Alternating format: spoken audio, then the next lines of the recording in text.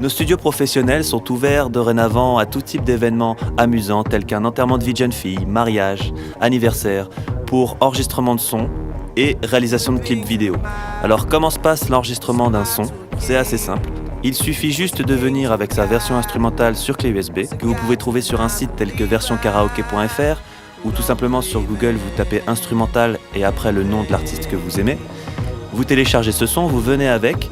L'ingénieur du son qui va vous accueillir et qui va également pouvoir vous coacher va prendre cette version instrumentale, la mettre dans ses logiciels pour faire quelques pré-réglages. Ensuite, on va enregistrer la première voix.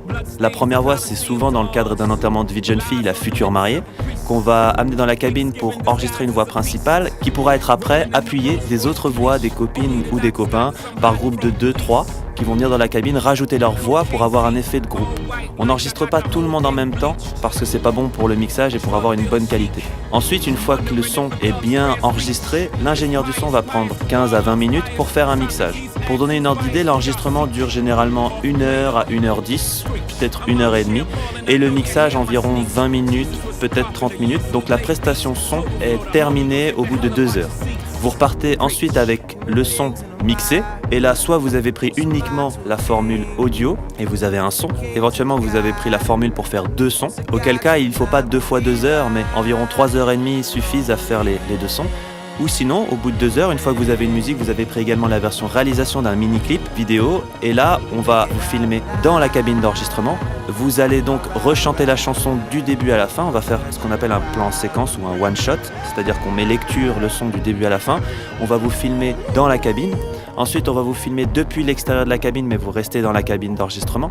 Quand je dis vous, c'est aussi bien la future mariée, la personne qui est invitée pour son anniversaire ou les copains et les copines. On ne gardera que l'image, car là, vous êtes en train de faire du playback où vous pouvez chanter. De toute façon, le son qu'on enregistre avec la caméra ne sera pas gardé. On va mettre le son original qui aura été mixé. Une fois qu'on a ces 2 rushs vidéo là, on va pouvoir aller dans le local juste à côté, qui est à peine à 5 mètres du studio d'enregistrement, c'est toujours dans le même lieu, pour faire la vidéo sur un plateau de tournage, où là on a fond noir et éventuellement fond blanc pour des plans bustes, auquel cas on va pouvoir vous filmer tout ensemble, ou la future mariée, ou la personne à qui on fête un anniversaire, etc. Avec ces 4 rushs vidéo là, on va pouvoir réaliser un montage. Pour donner une ordre d'idée, le tournage d'un mini-clip vidéo dure environ une demi-heure, 3/4 d'heure, des fois 1 heure, mais jamais plus. Donc en gros, pour résumer, une fois que vous venez dans le studio, pour enregistrer, mixer et tourner la vidéo, il vous faut 2h45 à 3h. Une fois que le tournage est fini, on va réaliser le montage la semaine d'après, parce qu'on ne va pas vous faire attendre pendant 3-4 heures, parce que le montage prend un certain temps quand même, mais vous repartez avec la version son mixée, et le montage vous sera envoyé directement via Internet. Mais vous repartez bien sûr avec le son sur clé USB. À très bientôt.